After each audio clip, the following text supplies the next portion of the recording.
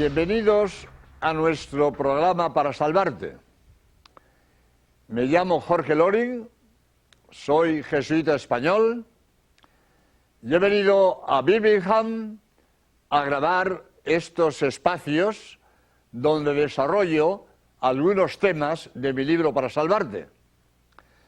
Y el tema de hoy lo podríamos titular Razones para ser cristiano. Vamos a ver por qué somos cristianos. Podríamos dividir a la humanidad en dos grupos, los ateos y los creyentes. Nosotros no somos ateos, somos creyentes, porque, como decíamos en otro programa, lo que dicen los astrónomos del origen del cosmos confirman nuestra fe en Dios creador. Porque si los astrónomos han descubierto la edad del cosmos, hace 15.000, 20.000 millones de años, hace falta un creador que ponga el cosmos en la existencia. Por eso decía el padre Antonio Romañá, jesuita como yo, y director del Observatorio de Astrofísica que tenemos los jesuitas en España, en el Ebro, me dijo a mí, y yo lo dije en televisión, no me hubiera atrevido a decirlo sin citarle a él, astrónomo de talla internacional, 30 años director del Observatorio de Astrofísica del Ebro. Pues el padre Antonio Romañá me dijo a mí, y yo lo dije en televisión, hoy en astrofísica nadie excluye la idea de creación.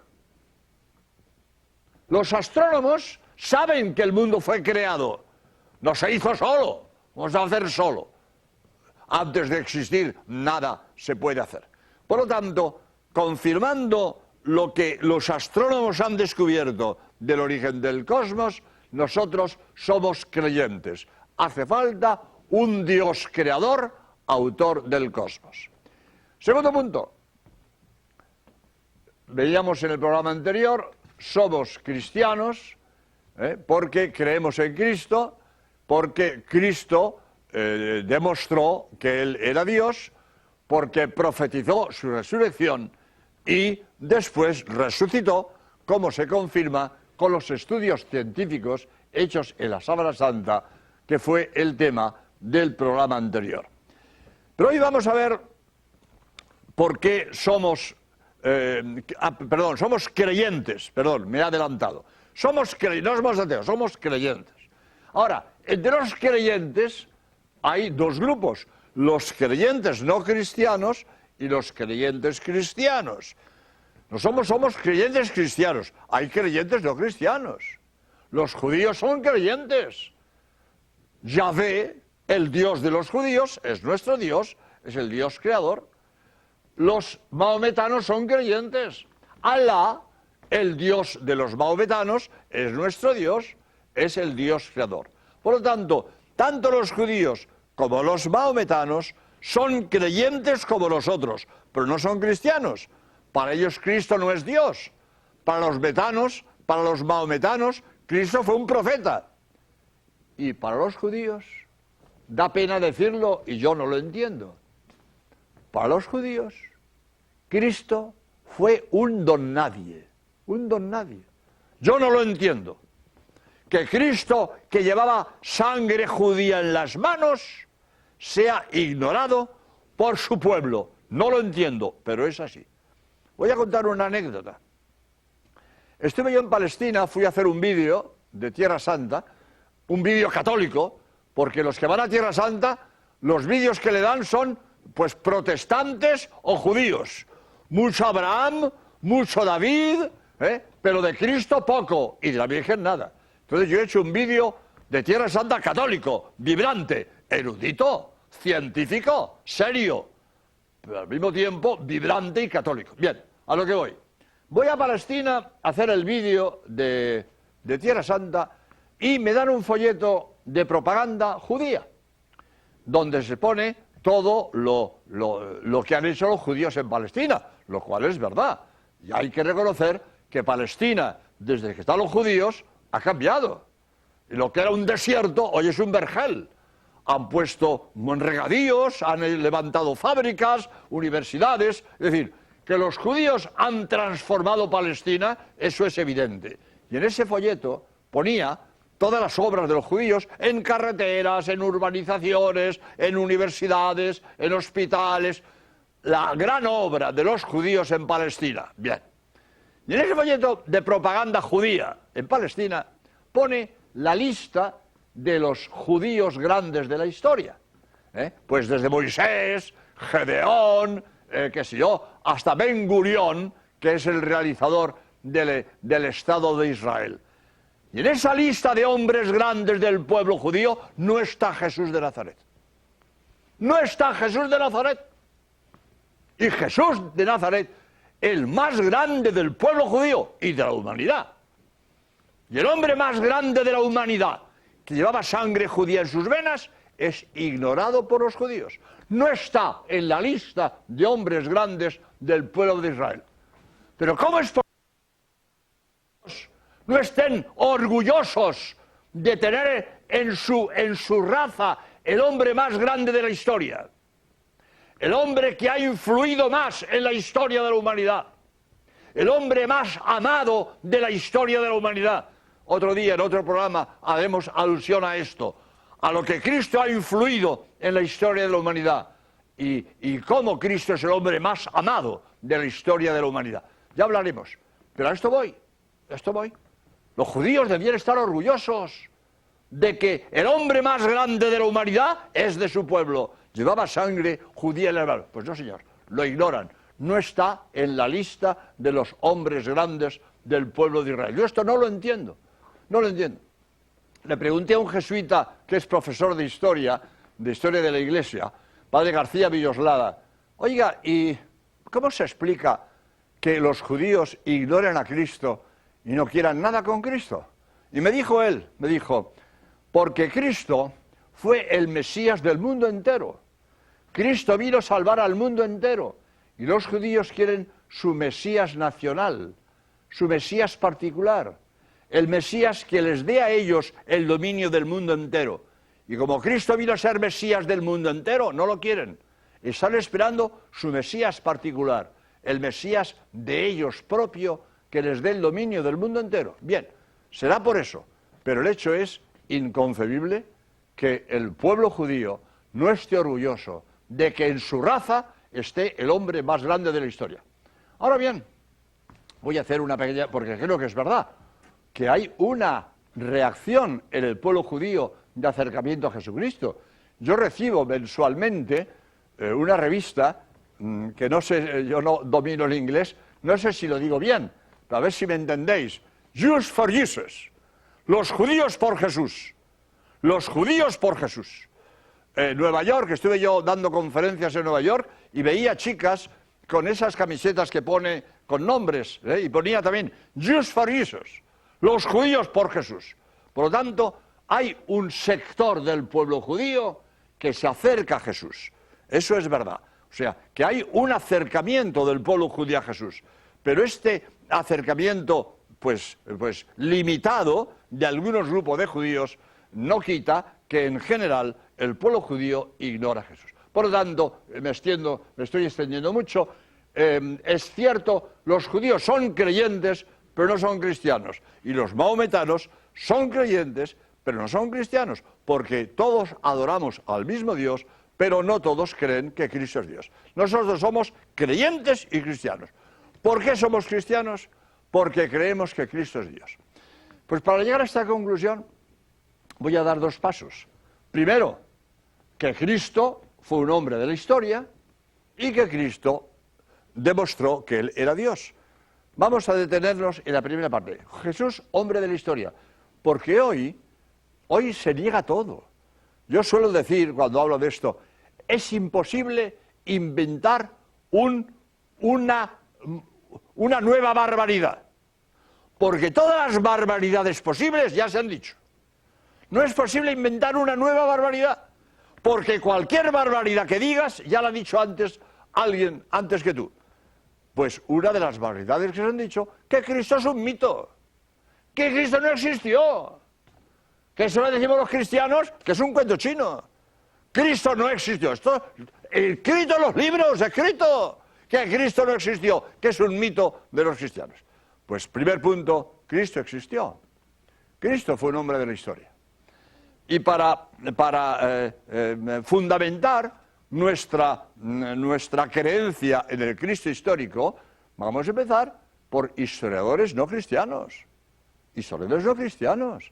Cristo está en los historiadores del imperio. Un Plinio el Joven, un Flavio Josefo, un Tácito, un Suetonio. No eran cristianos, eran paganos. Eran historiadores del imperio. Y hablan de Cristo. Hombre, le dedican 3 líneas, 5 líneas.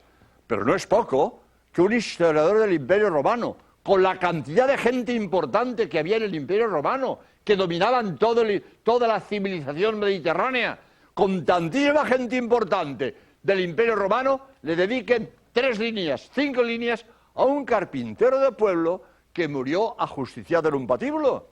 Pero ¿cuántos carpinteros de pueblo hubo en el imperio romano y no han pasado en la historia? ¿Y cuántos ajusticiados en patíbulos en el imperio romano y no han pasado en la historia?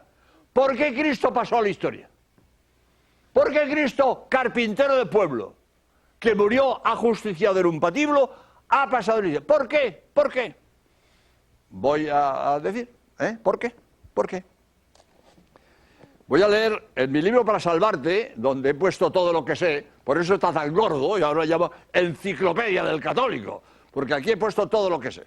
Para hacer este pequeñez me he leído más de 1.600 libros, y he puesto en mi libro lo mejor que he encontrado en 1.600 libros, más de 1.600 libros que he leído.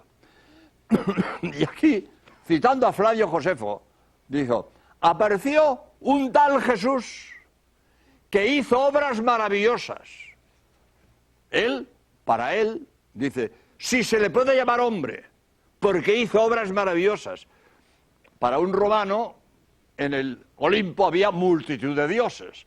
Por lo tanto, para él, Jesús puede ser un dios más, no nuestro Dios, el Dios único, creador del cosmos. Para él no. Pero es interesante que un historiador del imperio reconozca la existencia de un tal Jesús de Nazaret, si le podemos llamar hombre, porque hizo obras maravillosas. Estos historiadores del imperio.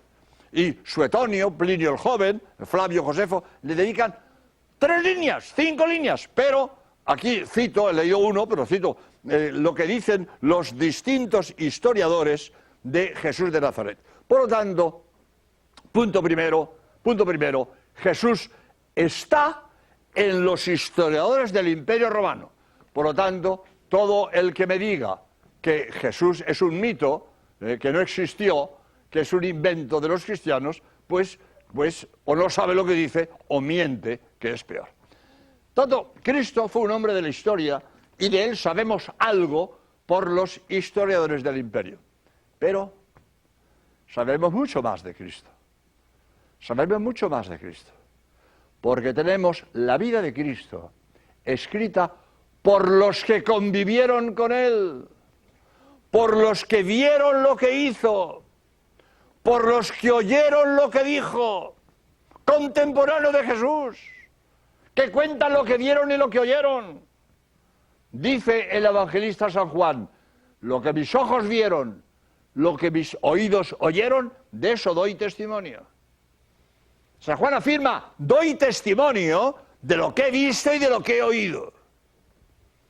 Y cuando yo tengo el testimonio de un testigo presencial, esto es lo más firme, lo más seguro.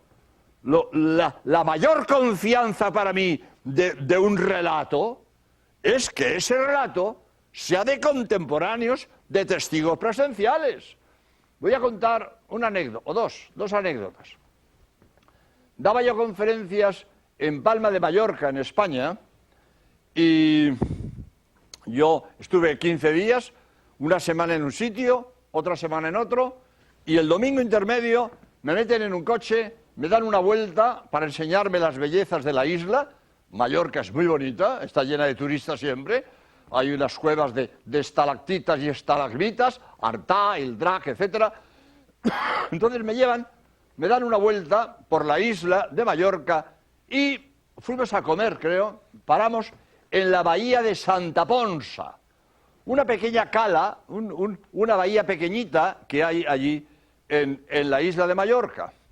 Y en esa bahía de Santa Ponsa hay un monumento que pone: aquí desembarcó Jaime I el Conquistador en 1225, creo que es. 1200, veintitantos. Bien. Un monumento. Jaime I el Conquistador, pues, iba con su escuadra catalana y valenciana, iba a conquistar Mallorca. Y tuvo una tormenta, desarticuló la escuadra, y parte de la escuadra se refugió en Pollensa, que es una bahía que hay más al norte, y él se refugió en la bahía de Santa Ponsa y allí desembarcó 1225, pongamos. Bien. Bueno, pues sí, será verdad, será verdad. Yo no tengo por qué dudar de que ahí desembarcó Jaime I el Conquistador en 1225, por ejemplo. Pues sí, pero vete a ver, de 1220 y tantos, lo que ha llovido. Ah, es que hay documentos. Sí, bueno, hay documentos. Bueno, vete a ver. Pero ¿cómo va a tener para mí el mismo valor esa conmemoración de que en 1220 y tantos desembarcó Jaime I el Conquistador? ¿Cómo va a tener para mí el mismo valor que cuando yo en Cádiz, donde resido, a bordo del Dragaminas Tinto, un barco de guerra, hablo con dos oficiales de marina, un capitán de máquinas y un alférez de navío, y estos dos marinos me cuentan su naufragio, son supervivientes de un naufragio, y ellos me cuentan cómo fue el naufragio y cómo sobrevivieron al naufragio? Pues cuando a mí estos dos marinos me hablan de su naufragio y de la operación de salvamento, para mí tiene mucho más valor lo que me dicen esos testigos de su naufragio que ese monumento en Santa Ponsa del desembarco de Jaime I el Conquistador en 1220 y tantos. ¿Cómo va a tener el mismo valor? Por lo tanto, si a mí un hecho me lo cuentan testigos, tiene mucho más valor que todos los documentos que me encuentren los archivos. Por tanto, primer punto, los evangelios están escritos por testigos que vieron lo que cuentan, que oyeron lo que cuentan, o por quienes hablaron con testigos. Por ejemplo, San Lucas dice en su evangelio que antes de escribir se ha informado cumplidamente de todo lo que pasó. San Lucas no fue apóstol, San Lucas no fue con Cristo por Palestina, San Lucas no oyó lo que Cristo predicó, pero San Lucas dice en el Evangelio que me he informado adecuadamente de todo lo sucedido y eso es lo que escribo. Por lo tanto, los Evangelios o escritos por testigos de los hechos o escritos por evangelistas que se informaron adecuadamente antes de escribir lo que dicen. Por lo tanto, primer punto, para tener confianza en que los evangelios dicen la verdad, que están escritos por testigos que vieron lo que cuentan y oyeron lo que cuentan. Segundo punto, es muy importante. Los evangelios se han escrito para testigos de los hechos. No solo por testigos, para testigos. Para gente que conocía los hechos. Aquella primera generación conocía lo que había pasado. Muchos estuvieron delante de los milagros que hizo Cristo o convivieron con gente que habían estado delante. Por lo tanto, aquella primera generación que recibió los evangelios sabían muy bien lo que había pasado, porque ellos habían estado delante o habían hablado con personas que habían estado delante. Por lo tanto, un escrito que se escribe para testigos de los hechos, o dicen la verdad, o hubieran sido rechazados,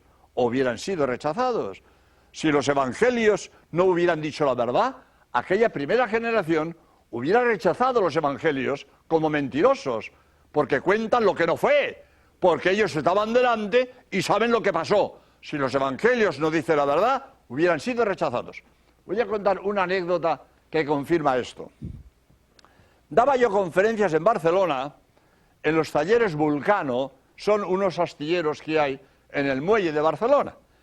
Y hablaba yo a 1000 obreros que había allí en una gran nave, hablaba a 1000 personas, 1000 hombres había allí. Y yo hablaba un martes, hablaba de esto un martes.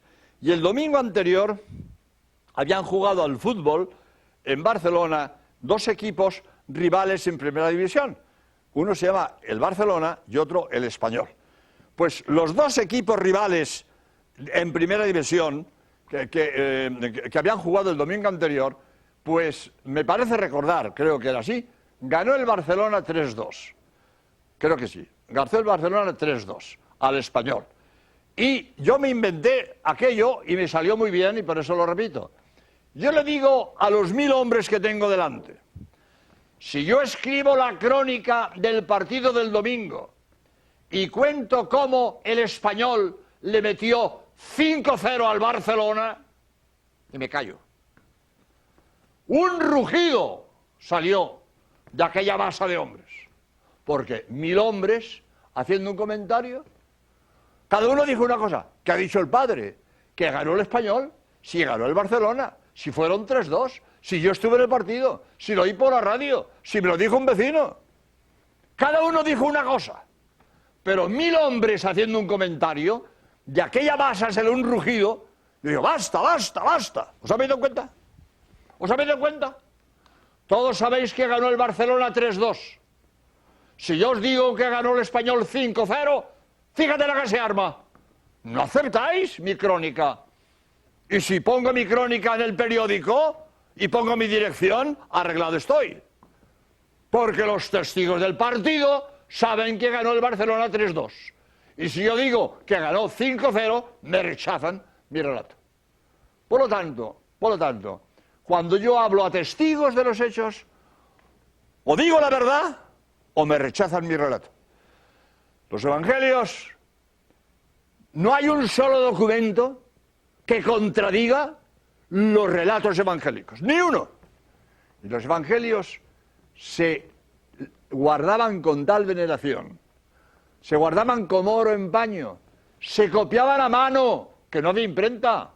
Y el que quería los evangelios se los tenía que copiar a mano. Pero eran tan venerados que conservamos de los evangelios más copias que de ningún otro libro de la antigüedad. Mirad, como os dije antes, en mi libro Para Salvarte pongo todo lo que sé y os voy a leer algunos datos que son muy interesantes de la cantidad, bueno, si no lo digo de memoria, porque si no perdemos tiempo y me queda poco tiempo, de la cantidad de manuscritos que tenemos de los santos evangelios. Más que de ningún otro libro de aquel tiempo, de ningún otro libro. Mirad, los manuscritos más antiguos que tenemos se llaman códices unciales, escritos con escritura uncial.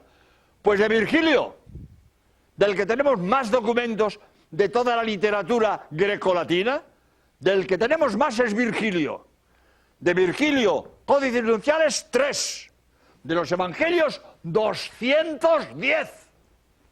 Superioridad aplastante. Del mejor grecolatino 3, de los evangelios 210. Impresionante. Otro dato, todo eso lo tengo en el libro, lo iba a leer, pero el tiempo corre y lo voy a decir de memoria.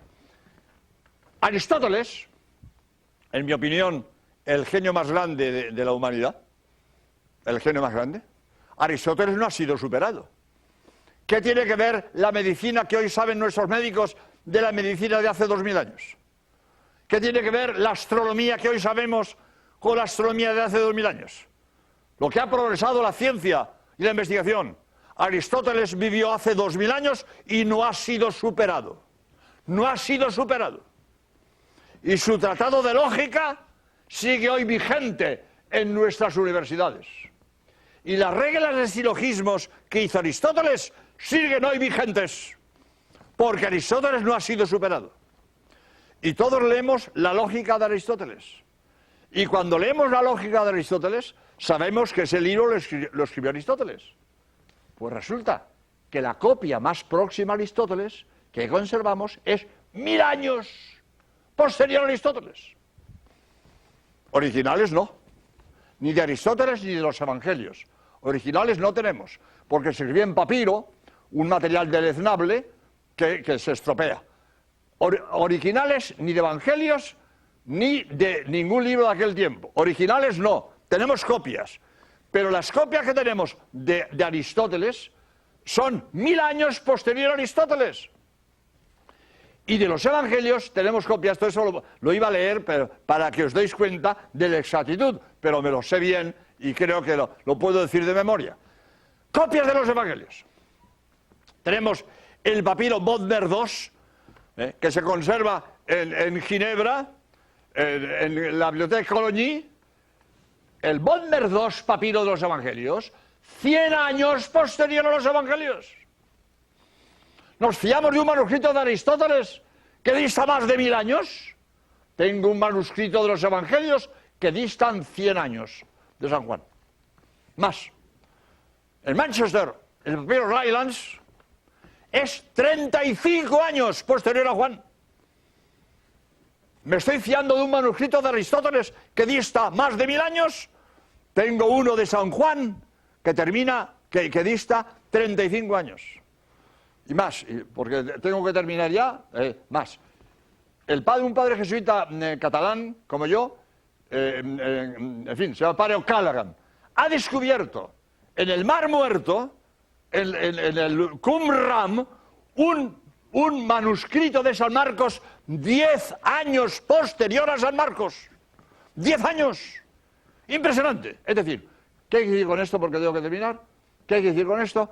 Que tenemos de los evangelios mejores copias que de todos los libros de aquel tiempo. El que no crea en los evangelios no tiene derecho a creer ningún libro de la historia. ¿Con qué derecho creo yo en la guerra de las Galias de Julio César o en la Anábasis de Jenofonte si de esos libros tengo menos documentos que de la Sagrada Santa? El que no crea en el evangelio no tiene derecho a creer nada de la historia. Yo creo en el evangelio porque es un libro que, estudiado científicamente, tiene las mejores garantías de autenticidad. Por eso soy cristiano y creo en el evangelio. Pues muchas gracias y hasta el próximo programa, si Dios quiere.